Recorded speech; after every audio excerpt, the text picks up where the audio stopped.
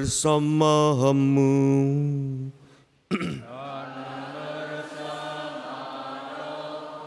Inilah Injil suci menurut Yohanes.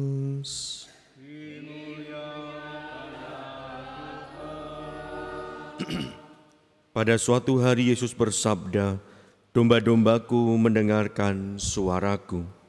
Aku mengenal mereka dan mereka mengikuti aku.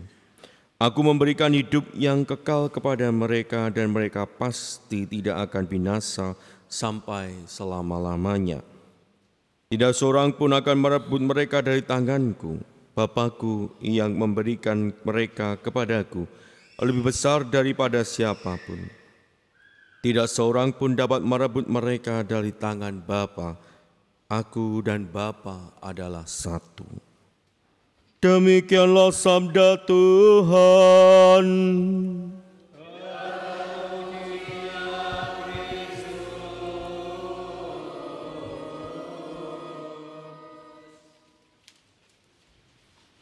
Bapak, Ibu, saudara-saudari yang terkasih dalam Kristus, coba bayangkan kalau ada seorang anak yang sejak lahir dititipkan kepada nenek dan kakeknya, lalu orang tuanya kerja. Kira-kira si anak itu lebih mengasihi siapa?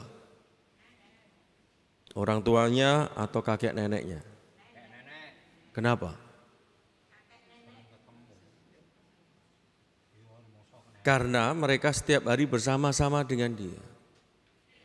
Apalagi kalau kakek dan neneknya itu tidak menunjukkan kepada si anak ini kalau orang tuanya juga mengasihi mereka. Maka seringkali terjadi pertengkaran antara orang tua dan anaknya karena berebut cucu. Padahal harusnya yang mengasihi si anak siapa? Kakek neneknya atau orang tuanya yang harusnya lebih mengasihi? Orang tua. Tapi karena kesibukan dan sebagainya, kakek dan nenek ini membantu orang tua untuk merawat, memelihara si anak. Tapi tidak sejatinya tidak boleh merebut kasih orang tua kepada anaknya. Inilah yang terjadi dalam hidup kita. Kalau kita merefleksikan hidup kita sebagai murid Tuhan, sejatinya kita ini seperti halnya kakek dan nenek yang dititipi anak tadi itu. Kenapa bisa demikian? Karena yang mengasihi kita itu adalah Allah sendiri. Oleh karena itu dalam hidup kita harusnya bisa menghantar banyak orang untuk merasakan kasih dan penyertaan Tuhan dalam hidup mereka. Bukan hanya berhenti pada diri kita, bukan hanya berhenti pada kasih-Nya untuk kita, tetapi harus menemukan kasih dari Tuhan yang senantiasa menjaga, yang senantiasa merawat. Dan inilah yang dilakukan oleh para rasul tadi dalam bacaan pertama. Ketika para rasul berkata, "Aku telah menentukan engkau menjadi terang bagi bangsa-bangsa yang tidak mengenal Allah, supaya engkau membawa keselamatan sampai ke ujung bumi." Mendengar itu bergembiralah semua orang yang tidak mengenal Allah dan mereka memuliakan firman Tuhan. Dan semua orang yang ditentukan Allah untuk hidup dan kekal menjadi percaya. Inilah yang harus kita perbuat. Melalui sikap teladan hidup kita diajak oleh Tuhan untuk menghantarkan banyak orang menemukan, merasakan, dan mengalami sendiri kasih dari Tuhan. Kalau kita melihat hidup kita di sekitar ini, kita bisa merasakan bagaimana banyak persoalan hidup yang muncul, dialami oleh banyak orang. Entah kecil, entah besar, entah sedang, rumit, sulit, mudah, tapi kita semua mengalami persoalan dalam hidup kita. Dan kalau sudah pada titik tertentu, banyak orang yang mengalami keputusasaan. Karena apa? Karena sudah tidak mampu untuk berbuat apa-apa. Kalau seperti ini yang terjadi, seringkali apa yang dialami, yang akan dilakukan dan akan dipikirkan oleh orang seperti ini? Langkah apa yang akan diambil? Kalau orang sudah mentok, merasa sendirian, tidak ada teman, tidak ada yang memperhatikan, yang diambil langkahnya, yang dipikirkan langkahnya, untuk apa saya hidup? Lebih baik saya mengakhiri hidup saya dan semuanya akan selesai. Semuanya akan berakhir. Benarkah semuanya akan berakhir? Bukankah justru itu adalah awal penderitaan di mana kita sungguh-sungguh memisahkan hidup kita dari Tuhan. Kita menolak rahmat keselamatan yang hendak dihadirkan Tuhan bagi kita. Oleh karena itu Paus Fransiskus mengajak kita di tahun jubileum ini menjadi apa? Menjadi peziarah pengharapan. Untuk menjadi peziarah pengharapan kita diajak oleh Tuhan sendiri pertama menemukan, mengalami dan merasakan kasih-Nya dalam hidup kita. Bacaan Injil dengan jelas mengatakan kepada Anda dan saya betapa Tuhan mengasihi kita. Domba-dombaku mendengarkan suaraku. Aku mengenal mereka dan mereka mengikuti aku.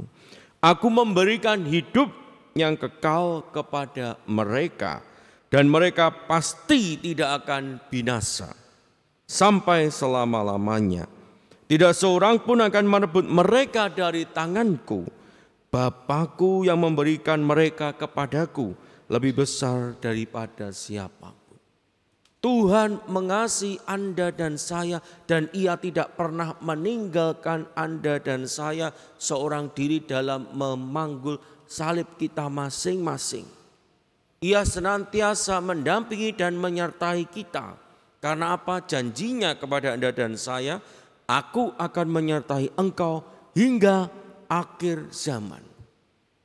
Oleh karena itu ketika kita merasakan kasih dan penyertaan Tuhan dalam hidup kita, kita tidak pernah boleh berhenti untuk hanya merasakan kasih itu. Karena apa? Karena kita diajak oleh Tuhan untuk membagikan kasih itu seperti yang dilakukan oleh para rasul. Kasih itu harus dinyatakan, kasih itu harus diwartakan, kasih itu harus disebarkan kepada semua orang melalui apa? Melalui teladan hidup kita, melalui hidup kita. Ketika kita menemukan ada saudara-saudari kita yang sedang punya beban dalam hidupnya, kita hadir bersama dengan mereka. Bukan untuk menghakimi, tetapi menghadirkan kasih Allah. Hadir bersama-sama dengan mereka. Memahami permasalahan yang sedang dihadapi. Mendengarkan segala keluh kesahnya. Mendengarkan apa yang ia kehendaki. Dan itulah yang harusnya kita lakukan. Bukan justru sebaliknya. Karena yang sebaliknya seringkali kita lakukan, kita seringkali menjadi hakim-hakim bagi saudara-saudari kita. Justru menyalah-nyalahkan, justru tidak memberi solusi, tambah memberi beban hidup bagi mereka. Maka sebagai peziarah yang penuh pengharapan, kita juga mengajak saudara-saudari kita yang sedang bergulat dalam hidupnya. Agar apa? Agar mereka merasakan kasih dari Tuhan sehingga memunculkan pengharapan itu dalam hidupnya. Memunculkan semangat baru untuk senantiasa setia memanggul salibnya sampai tujuan sejati. Dan itulah yang diharapkan dari Anda dan saya sebagai peziarah-peziarah yang penuh pengharapan. Semoga dari hari ke hari kita semakin dimampukan untuk menjadi peziarah yang penuh pengharapan dan membawa pengharapan itu bagi semua orang yang ada di sekitar mereka, sehingga mereka pun terbantu untuk merasakan kasih dari Tuhan. Mereka merasa dipeluk oleh Tuhan, mereka merasa didampingi oleh Tuhan, mereka merasa didengarkan oleh Tuhan, mereka merasa dibantu dan diperhatikan oleh Tuhan, karena kita murid-muridnya mau dan mampu menghadirkan kasih itu dalam hidup kita. Berkat Allah melimpah dalam kehidupan kita.